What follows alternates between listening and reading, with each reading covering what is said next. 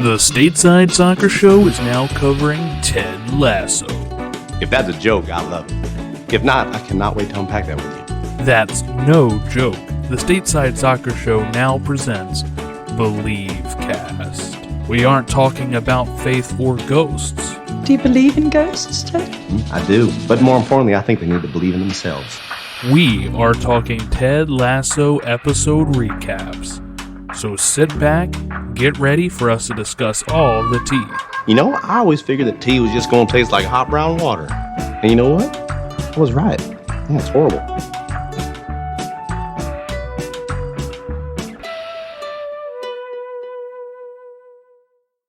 Hello and welcome to Believe Cast, presented by the Stateside Soccer Show. My name is Jordan Wiegand, and with me today is a man who's been providing biscuits for me every single morning. It's Logan Stump. How are you today, Logan? Yeah, man, it's been biscuit with the boss, which is really important just because I feel like Jordan is not happy when he doesn't have his biscuits. You know, it's kind of like Snickers a little bit.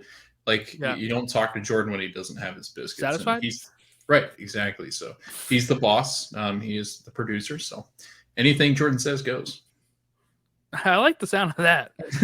If only I could have that sway in my household. Okay, so we have episode 2, Biscuits, this week, written by Joe Kelly with a story by Jason Sudeikis and Brendan Hunt, directed by Chicken Little himself, Zach Braff, which is funny because that was my first thought I go to is Zach Braff and not, Scrubs, which is another Bill Lawrence show. So that's his connection in this here. It aired August 14th, 2020 on Apple TV Plus. Here's the synopsis from Apple TV. It's Ted's first day of coaching. Fans aren't happy. He makes little headway, but remains undeterred as the team plays its first match. Logan, your thoughts here on just general thoughts on Biscuits.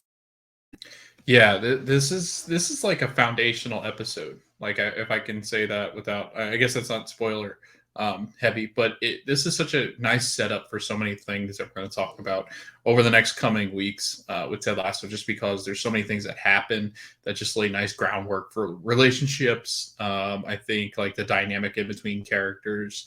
So I love that Zach Braff wrote this. I'm excited because I did not know that. And I love Scrubs. I love Bill Lawrence, what he did. We talked about that last episode, but yeah, I'm excited about that. I'd give money to see Zach Braff in like an episode for some reason. Do you know he voiced the character in Obi-Wan that was the alien that's driving him in the truck with Leia? No way. Yes, he did. No way. Turn him over. That's like an Empire believer.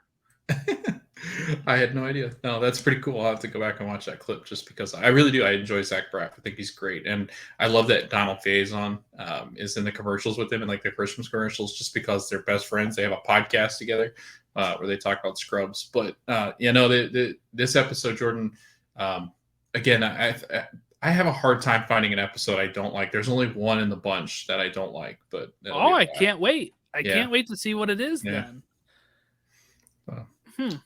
Yeah, I think it'll shock you, I think, of which one I don't like. All right. So, we'll see. Teaser as we continue on. Right. Also, just want to say the day that we're recording this, because we record it well ahead here, is the day that Apple released a little a still of season 3 and said it's coming back in the spring. We don't have a lot of time for the spring, so we might have to speed this up a bit. But the good thing is the show only has 22 episodes, and we're already on 2 of them here. I wrote down some fun facts that this episode provided, Logan, that if you're not paying attention, you may not hear them. So I have this is when we learned that the team is now in 13th place after the Crystal Palace match.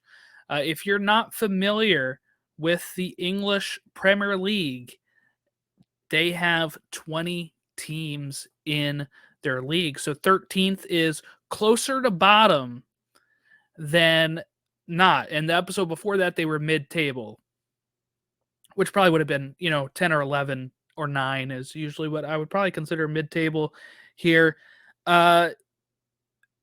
Just for reference on how close that could be for relegation, which if you're not a soccer fan is when the way that they have this structured for people that are not familiar over in England and most of the countries other than the US, right? So you have your top flight, the Premier League, which is where AFC Richmond currently are in the show. And then they can get relegated to the championship. And I know what you're probably thinking, championship, that sounds like that should be the top one. It's a long story, right? So then championship has more teams. They have 24 teams. And then below them is League One. But again, you're probably thinking that should be the top one. And then below that is League Two.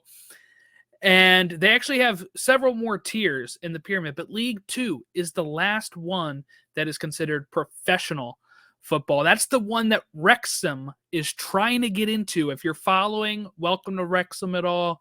If you understand, Ryan Reynolds and what he's doing with the club with Rob McElhaney, that's what they're trying to do. They're trying to get into League, which is essentially the 4th tier, League Two, to get more money and move their way up. So this is kind of what's at stakes for Richmond. And this is what Rebecca's plan is, right? Let's ruin the club so it hurts my ex-husband, is what her plan is from the first episode. And it's not just like they can be like, well, we're going to be like the Baltimore Orioles for 10 years. It is, there's clubs that have gone under. For people that don't know, there are clubs that have gone under because they are not been able to sustain their club after dropping certain tiers. Clubs that have disappeared from the face of the earth.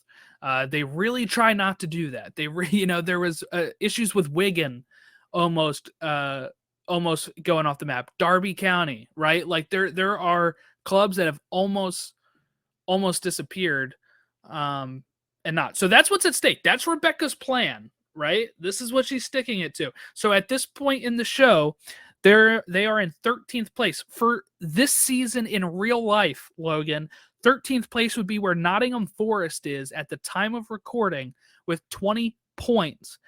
The bottom team in relegation has 15 points. That's only a 5-point swing from 20 to 13th.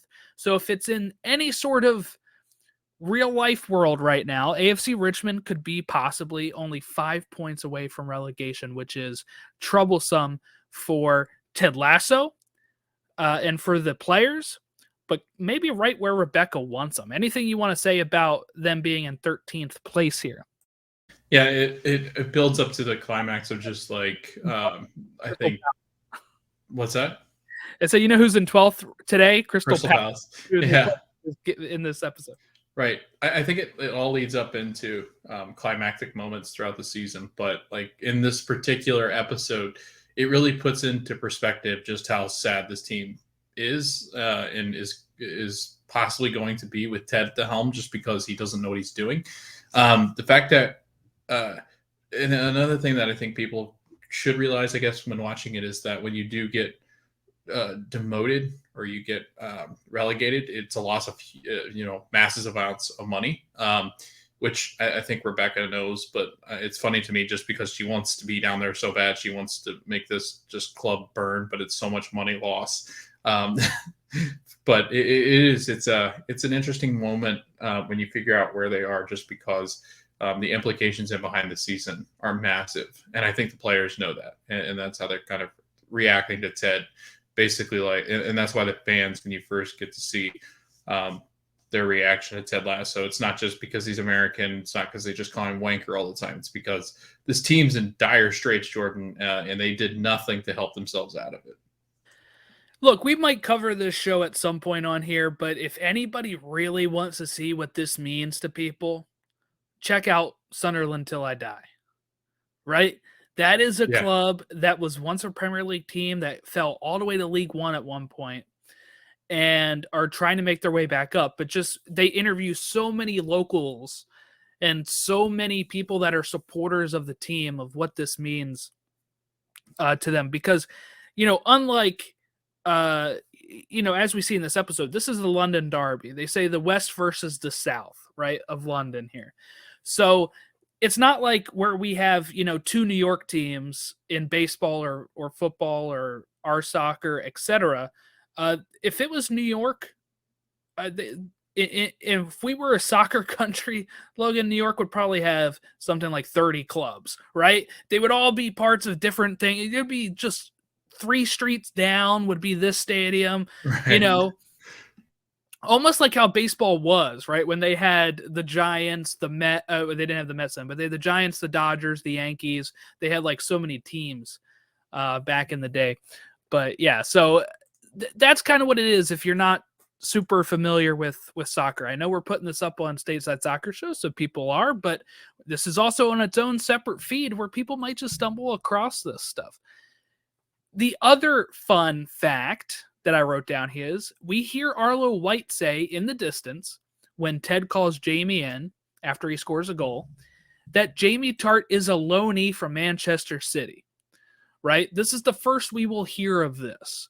Now we're going to stay away from spoilers on that, but Logan, can you explain to our listeners here, if they're not familiar, what does that mean? What does it mean to be a loanee from another team?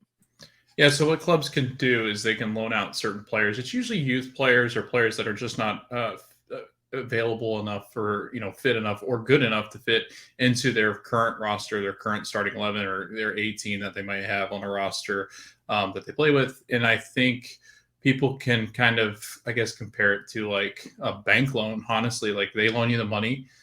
You have to pay certain interest on it. You usually pay the wages of the player. You usually pay a certain amount to get this player. So in this case, AFC Richmond would most likely be paying like 50 to 40 to 30%. It just depends on what the clubs agree on. They could pay any kind of amount of Jamie Tart's wages. So that way, you're still paying for a product from a certain team being a player, and you're paying that club in which he belongs to basically borrow him. Usually loanees are a season long. Sometimes they can be 2 seasons. That's very rare. Sometimes 6 months. It just depends on what the clubs come up with and agree on. But basically they get to use Jamie Tart just like you normally would any other player. He's basically yours. The only time that it becomes weird is if for some reason AFC Richmond plays Manchester City.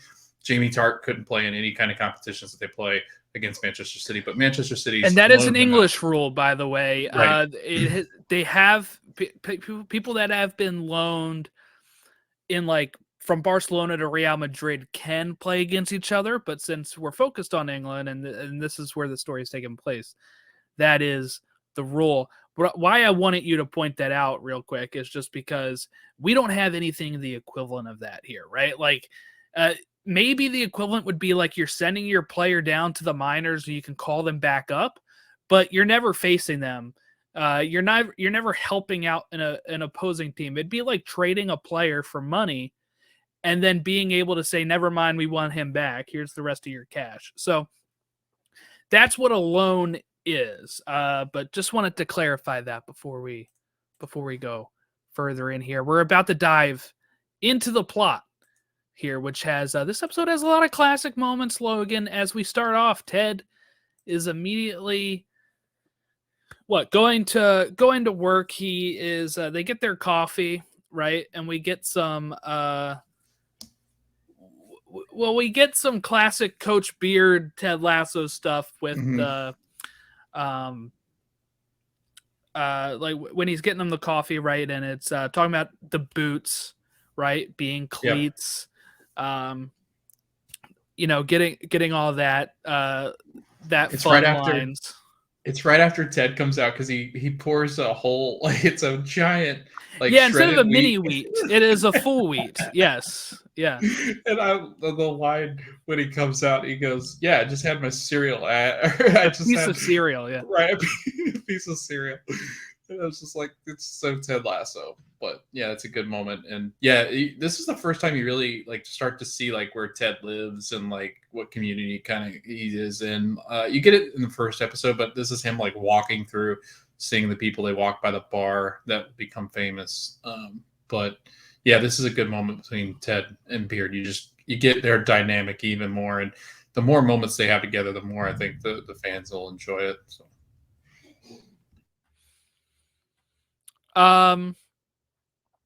Yes. So that is that is some fun moments there.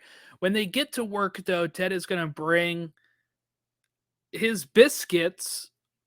At the end of the episode, we will find out that he is the one making these, which is why Higgins cannot find the exact replica of it. But he brings the biscuits for Biscuits with the Boss, and they're going to sit down, and he asks Rebecca first concert and best concert, right? And each answer for those was Spice Girls. And Ted starts going on his first concert being Kenny Rogers and singing, you got to know when to fold them, when Rebecca cuts him off and says, hey, don't really have time for this. She's still kind of fed up with him. And I think this is where we also find out that he's having lunch with Higgins today, which Rebecca is not very fond of Higgins betraying her like this, but and we get Higgins saying like Caesar you later, right? And Ted bursting back through the door. That's a great moment. Yes, right? And him being like, well, he's insufferable. But we get this great scene with that, and we also have we kind of jump to the actual training, right? And in that training, we're going to see Sam Obisanya really struggle. He's going to fall. Jamie Tart is going to ignore him, not help him up. Roy's going to help him up. And we get, Ted kind of trying to figure out what's going on with him. He asks Nate, I like this part. He asks Nate, and Nate's like, me? He's like, yeah, until we have another Nate, I just need you to assume it's you that I'm talking You're the to. default Nate. That's a great line. And we learned that Obisanya just came over in one of the most recent transfer windows, which, again, let's break that down real quick for people that don't know. You can only bring in players during a certain time. You have the summer window, which is usually July through August. And then you have the January transfer window. And those are the only times you can sell or buy players in European football and most world football. MLS has some different windows if you're talking about America.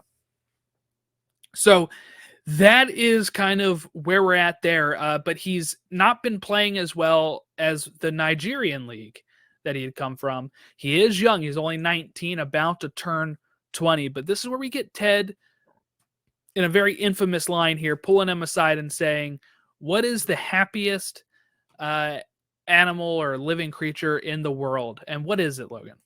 It's a goldfish. You know what's bad, Jordan? My former boss, I used to teach. I'm now a marketing assistant. My former boss, who was the headmaster at my school, he loved Ted Lasso. And he was not a Ted Lasso leader. He was probably the worst leader I've ever had. And he used this line all the time. And I'm like, I wish I could be a goldfish and forget that I work for you. It's like 180 degrees from where I work now. It's wonderful. But the boss that used it is the one that is less like Ted. But anyway, I digress. I actually have a goldfish, a squishy goldfish, Jordan, somewhere in this house because he gave us that because we're supposed to be like goldfish. But yeah, this is a really cool, intimate moment. And I think you're starting to really come to terms with the fact that like Sam's going to be one of your favorite players on this team. Like just the way that he carries himself. He's so positive, and we'll get into it more with this episode, but he's just so gosh darn positive. And I love this line because honestly, I think we all should live like this. Like we should all live like, be a goldfish, 10 seconds, 15 seconds. If something makes you upset, something goes wrong and it doesn't go your way, what good does it do to dwell on it? It's over. It's happened. Move on. Be happy. Have the confidence to go forward. Get rid of the negativity in life and get rid of your insecurities and just focus on what's ahead. So I just Googled it. We might not want to tell Ted this, but it says anywhere from 1 to 5 months, goldfish can still recall stuff. So don't tell. They don't don't have the super short memories. I will say though, Jordan, but I like the mantra. Stuff. Yeah, he does make up stuff though. I think, right? Yeah, I think there's more times where he makes something up, and they're like, and I think Beard checks him on it, and he goes, "Yeah, no, I wasn't the truth. I just made it up because it sounded better." But yeah, I had to Google that because I think I remember that always being a thing, and then learning it wasn't. But I saw one article say for 1 month, and some said 5 months. So I there's some wonder studies what out there. goldfish is out there talking about this, though. You know what I mean? You know what? There's a goldfish in somebody's house that sees that scene is insulted. Like, oh, all right. Look, this stereotype again. I can remember stuff for 5 months. All right. That is definitely, I'm thinking like Cosmo Wanda from Fairly Odd Parents now, like Yes. watching Ted Lasso. 100%. Another line that I found funny in that scene, Jordan, was this is called we're gonna do a drill called The Exorcist. It's all about control and possession. Possession, yeah. They're so confused too. Yes, so also we have them going back to the locker room after training, and we kind of get some more scenes between Roy and Jamie that is showing us that there is a little bit of conflict here. And look, first time I watched this, and every time I watch this, really, it is all right. I'm immediately Team Roy here, Yes, right? Like 100%. Jamie is just insufferable in these first 2 episodes. But yeah, so this is something that was very fun to see. Just kind of more of the locker room stuff here. But so we get the locker room stuff, and in this we also get the suggestion box, right? We get the unveiling of the suggestion box that Nate has made with his niece. And I really like this line from Ted here where he says, I love just getting glimpses into your personal life. Yes. Because he's earnest. He actually means this. This would be like if this was Friends, that is a Chandler sarcastic line, right? But yes. Ted actually means it because he just likes learning about people and he likes having genuine interactions with them. There's a lot of these moments coming up too. There's another one after this scene, like right after the scene, I'll tell you about. But keep that in mind when we're going forward because Ted is not sarcastic by any stretch of the means. He is 100% genuine, wants to actually care and wants to unpack things like what our theme says, our theme song says. He generally wants to unpack your life. So, but yeah, we'll get into it when we get to the next scene. Yes. Logan, I have a question for you. First question that I want to ask you here, even though I've asked you a million, but this is one of them here. Who do we think wrote the water pressure note? Because Roy seems very pleased about it, but he's also already signed one, so he either wrote 2 notes, right? Or he signed the one, I forget what it was that it said. It was really harsh, right? Yeah. And then or did we think somebody else wrote that water pressure suggestion? Here's my thought. I thought about this too. I was like, well, Roy already wrote one. I'm thinking Roy wrote one, but then he wrote another one. Like, okay, fine. If I actually have to be serious about this, since I'm the captain, I'll write something serious. And he wrote water pressure. And like, I think because you'll see at the end, but yeah, I 100% think it was Roy. I think it was just a second note that he had scribbled down because at first he was just pissed and wrote whatever he wanted to write. And then he wrote this as far as, hey, this is water pressure that we're dealing with. I either thought that or I thought maybe Nate, but I was like, that'd be kind of weird, I think, if Nate did, because he never showers there. So yeah, and you could maybe guess Colin, who is the one that gets blown away by it, but I would say that most likely it wasn't him because he does get blown away by it. Like on him, there was no radar that this thing could be fixed, right? So I have to rule out Colin there. But yeah, I think that is such a Roy thing to do. If we're not going to look too far ahead here, but such a Roy thing to do of I'm better than this, but I actually also want this fixed, right? Like that is, for me, I think that is like a pure Roy thing. So keep your ears and eyes peeled for Roy's growth over this. No spoilers, but just showing, I think you're already kind of seeing him wear down a bit on it. But I really like in this too, when he's like, what, you want to know if the vending machines have good enough snacks or whatever? Like, so I would love and Jamie if it was goes, him. no, they're not. Yeah, I would love if it's him, because him being like, and that's what you want to know. And then Ted being like, yeah. And then he's like, all right, well then I'll actually tell you, but I'm also going to tell you what I think of you. Right. And I like when Beard says, this, good thing these are anonymous. And he was like, oh no, Roy signed that one. And he's like, Roy. Yes, 100%. But that, like what you said, Jordan, too, I was just thinking it would be the old man in the locker room to complain about the water pressure. Yes. Like, that would be such the old man thing to do. Yes, and while we're doing the suggestion box, this is when they find out that Sam's birthday is actually like this weekend, right? Saturday. And since he's homesick, they decide that they're going to throw him a birthday party. See if that's fun. But what we also get too is we kind of get another layer to the bar, right? Yep. And the owner of the bar, who's like, in the first, no, it's this episode, she's like, give him a chance, right? Because he's, they start to humanize Ted in their eyes. You know what I'm saying? Like, if it is a manager that like you never have to run into, but she owns that bar and Ted is frequenting it, you start to get like what this person is like. Right. And I'm sure there's part of her that says, I want him to be successful.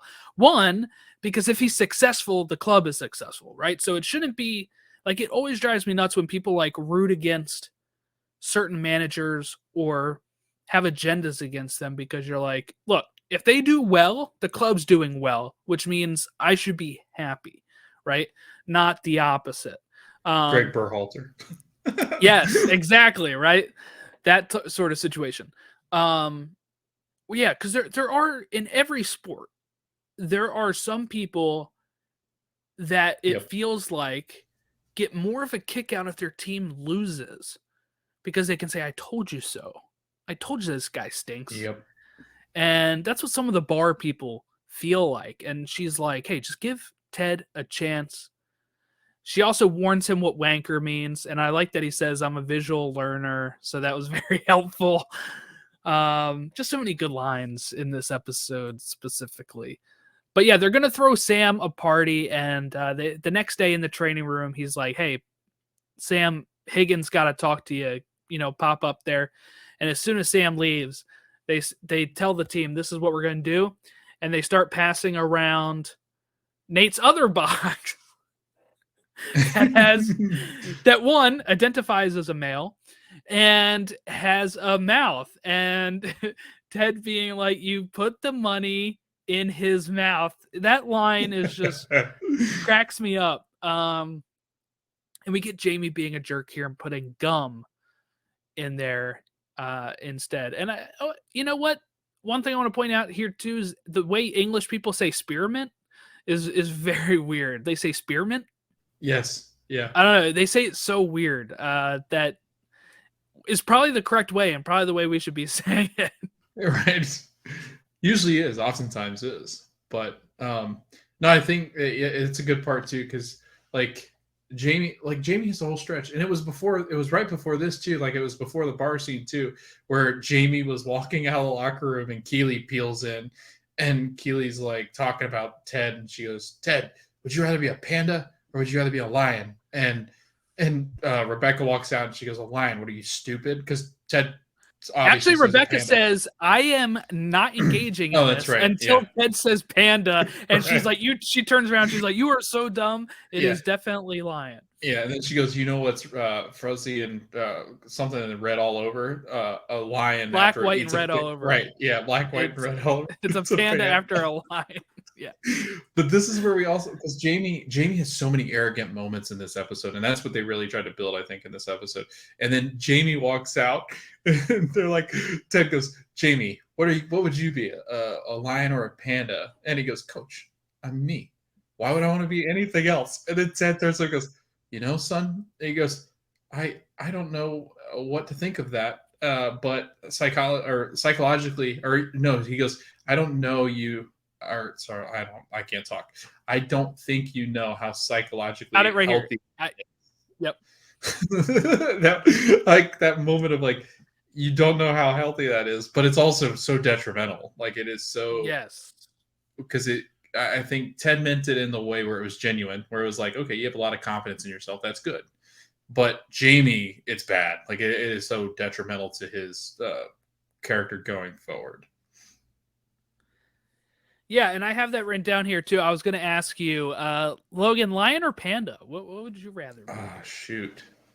I'm gonna go Lion just because I'm a big Simba guy. Like I'm a huge Lion King fan. So Yeah, you worked at Lion King. I was gonna say I worked at Lion King. All my Lion King stuff sitting right here beside me at this desk, including my Coach Beard Funko. But yeah, I think a lion just because I just like the way that they carry themselves. They're very confident. They're king of the land. What about you? Panda, lion? Yeah, I think I would like to say I would want to be a lion, but I'm going to be realistic and say I'm probably a panda. Like that's probably what I look. Being able to eat and just laze around all day is pretty much what I do anyway. So I feel like I am essentially a panda. Jordan, you're you, and that's psychologically healthy. Yes. Yeah, exactly. I wouldn't want to be anything other than what I already am. Okay. Oh man. Lions are regal, but pandas are cute. So I'm gonna go with pandas. Yeah. But it just goes to like how arrogant like Jamie was. Like back to the scene, it was like he's the only one in the whole locker room. Even Roy gives money to like everybody does except Jamie. He's the only arrogant little punk that doesn't give money for Sam's birthday. And then like all that hard work that Nate's niece, right? That makes those boxes. Like he makes it with her, yeah. All the work that they put into it, and Nate's just deflated because Jamie's such a prick. I think Nate handles it pretty well here, where he just says thank you. Like he takes the high road. He's like, well, thank you very much, Jamie. Like, F you type of thing, right? Yes, so this kind of shows, and we see Rebecca watching this Keely and Ted moment with the lion and panda, and you can see, Keely touches his forearm and stuff, right? And she's like, what if I can find a way to get this in a spot where the tabloids can, take advantage of this, make some stories, right? It'll hurt the club. It'll also get under Ted's skin. And it'll disrupt Jamie. So this might cause some friction. And at this point, we actually don't know it's her. And I think I thought it was her, maybe the first time I watched it, but it's definitely more clear now that it was definitely her when she's watching them like that. But I think that watching them like that may have went over my head the first time. And you just see the paparazzi guy take pictures later, and you're like, oh, I mean, like that's just what English press do. Right. So part of me is like, oh, that's normal that it would happen that way. But then it kind of felt like a reveal at the end, right? When we find out she's like, yeah, do it, publish it. So I really like this moment too, when he goes to visit Keely and when he asks what his, what motivates him, and she says blowjobs, and he's like, okay, anything else? Second option. But also just how nice he is. He's, she can't eat the burger because of her nails, right? And he's, feeding it to her, but that's where they get caught in this compromised situation when she gets ketchup on her lip and he has to wipe it away, and it looks a little, as people would say in the Among Us games, it looks a little sus, right? A little sussy. Special sauce. Yeah. So, what was your thoughts, Logan? Did you know right away this was Rebecca the first time watching, or is that something you had to get later? I mean, Keely, right?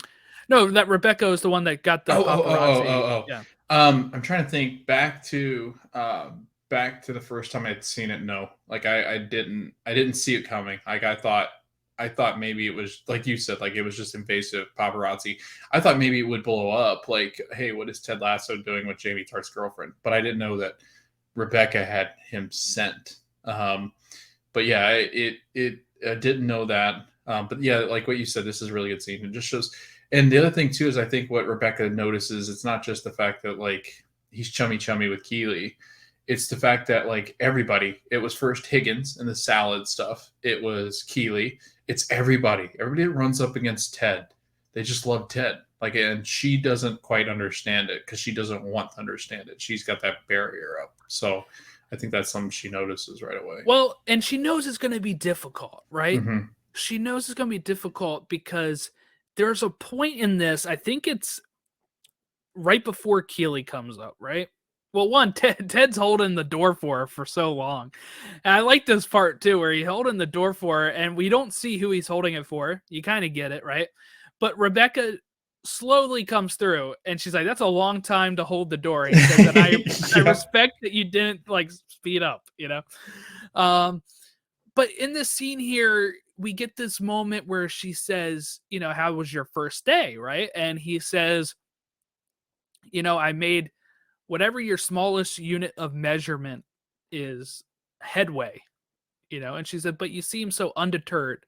And he is still genuinely happy. He's, you know, still determined to make this work, to break through for these players. He feels like he's probably not far off. I mean, he made a little bit of leeway, right, or headway, but he knows that pretty much essentially, as he says in that first episode, right, got to break Roy, right? If we can break Roy, then the rest of the locker room is probably good. But then he knows, okay, well, who doesn't respect Roy right now? Jamie, right? So I need to work on him.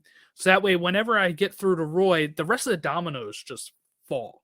And the whole locker room would be bought in at that point. So that kind of tells Rebecca then that he's you know, he isn't like frustrated. Like, I feel like my first day, if it went that way, I'd be like going home to my wife complaining, and I'd probably be so frustrated that Rebecca would probably think like, oh, you know, he seems a little standoffish right now because he had a bad day.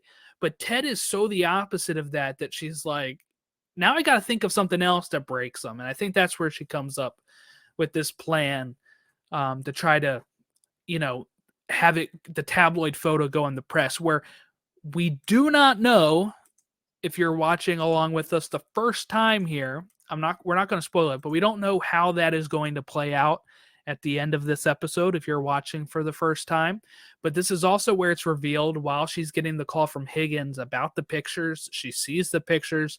This is also where we see Ted baking the biscuits, and you're seeing this kind of like back and forth where it's cutting between them of Ted is genuinely doing stuff nice to try to make his boss like him, and she is about to destroy his life with this photo that is so innocent but can be read so non-innocently, right?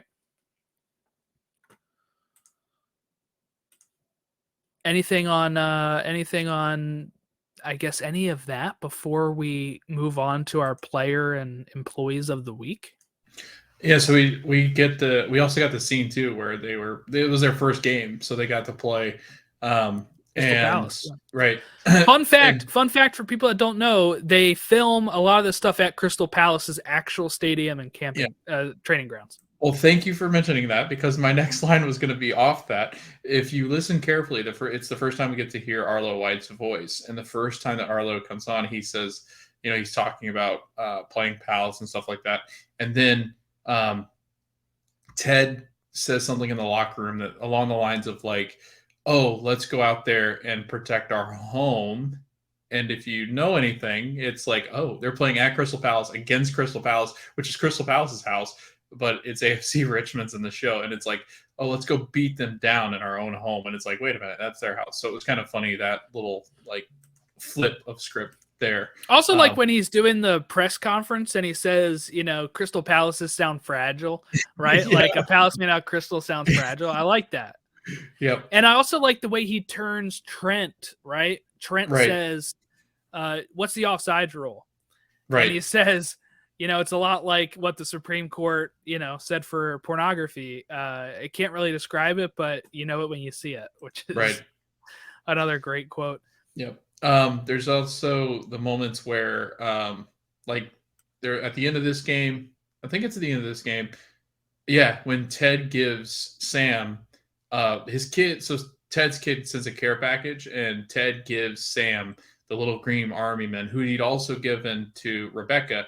And that's the other thing I was going to talk to you, or I was going to ask you, like, do you think now that you're going back and rewatching it, like, obviously it makes a little bit more sense, but I think it's like this extension of like Ted gives Rebecca an army man and says, this is your line of defense, like this, so nothing gets to you, nothing happens to you, kind of thing. Yeah, because this is after the reporters in the press conference when the Sun guy. I love when they all moan like, the Sun, and the Sun.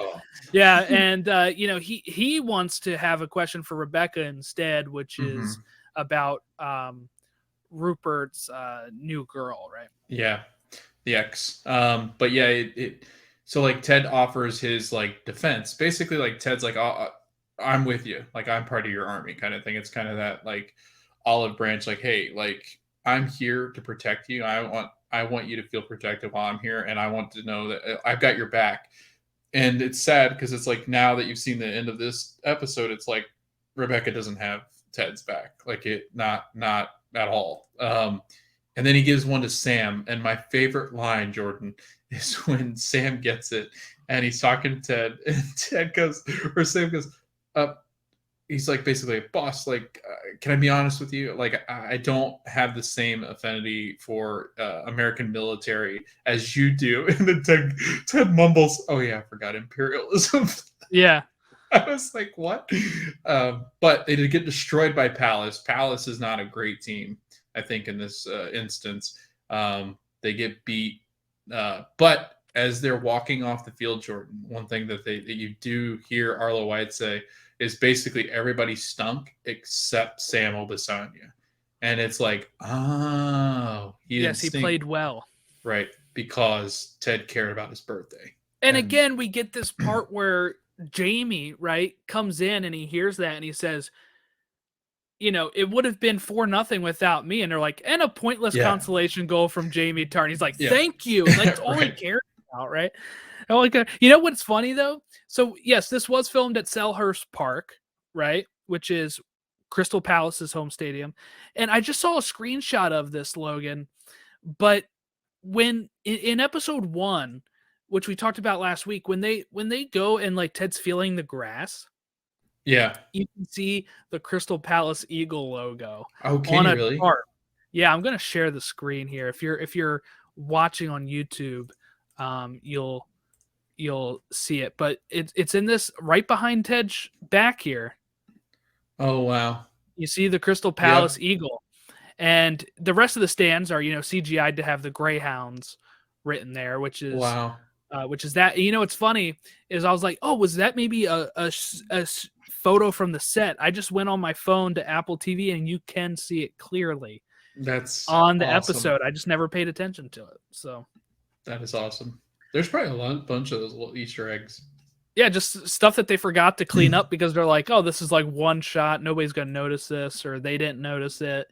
Stuff like that. Yeah.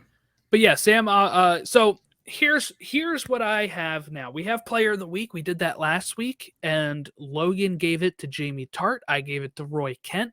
This week, we might have the same one here. I have to give it to Sam Obisanya for having a great plot line with his birthday and him getting to turn it around, and we get that little nugget from Arlo White where he played super well. Best man on the pitch type of stuff. So, Logan, I throw it to you. Player of the Week. Yeah, I agree. Sam Obisanya. And he just, like, episodes he's in, he just steals. Like, he's such a great actor. I don't know who the actor actually is, but a charismatic smile, right? That the loving, spreads. like, yes, it's infectious. That's, you know what? It's honestly, I think why Ted gets along with him so well, and probably has the best relationship with him on the team, is the fact that they are very much alike. Like, they are 100%. Sam doesn't see the bad in anything. Like, he gets down on himself, I think, but like Sam is kind of that same thought as Ted, where they just, everything is so positive and great because life could be worse. And I think that's why Sam resonates so much with Ted, is the fact that they do have very similar like characteristics and very similar personalities. So yeah, this is, man, Sam's got so many great episodes coming up that we'll get to, but gosh, he really steals this one. I'm sure we'll be giving him player of the week or player of the episode for so many of these episodes because he's so good. Yeah, so the actor is Toheeb Jamo. He's from the United Kingdom. He's 25 years old, and he this was like his third acting credit. This is nuts because he's good. Like, I can't imagine that people won't be swarming after he's kind of done and settled with this. No, and here's some fun stuff too. Apparently, Obisanya was originally written as Ghanaian, but his background was changed to Nigerian to match the actor's own background. So there you go. That's cool, though. Yeah, I like when they do stuff like that. I do too. Yeah. And let's introduce this new segment to the listeners: Richmond Employee of the Week. So this would be front office staff, coaching staff, anything like that. I have to give it to my main man, Higgins. Gotta give it to Higgins. I love Higgins so much, but he was a consistent highlight. But in this episode, I thought he had a very good week trying to figure out the biscuits. When Rebecca asks, which player has the most sway in the locker room, and he has no clue. And she's like, what good are you? And then he gets put on the biscuit thing, which he continues to fail at, and she is upset. So I don't know. I really like Higgins, and looking forward to more Higgins in the show. I'm going to go with Nate just because his lines in this episode were fantastic. It gives you a lot of kind of just basic background on who Nate really is. The players kind of see him as dirt in a way. You'll see throughout the episodes he does have a hard time with the relationships between players, especially Jamie. But Ted is relentless about getting him involved, making sure that Nate is seen out in front of the players. Like Ted really likes Nate, and I think Ted realizes that Nate struggles with confidence. Like, he's got no confidence just because he's been beaten down so much. So yeah, I'm gonna give it to Nate. I died at the line where it was like, "Hey Nate," and he just turns, and it's that whole default moment where he's like, Oh, me? And he goes, yeah, he goes, yeah, Nate, unless we get another Nate, you are the default. So I died at that line just because I thought it was a lot of fun. But his little suggestion box I thought were great.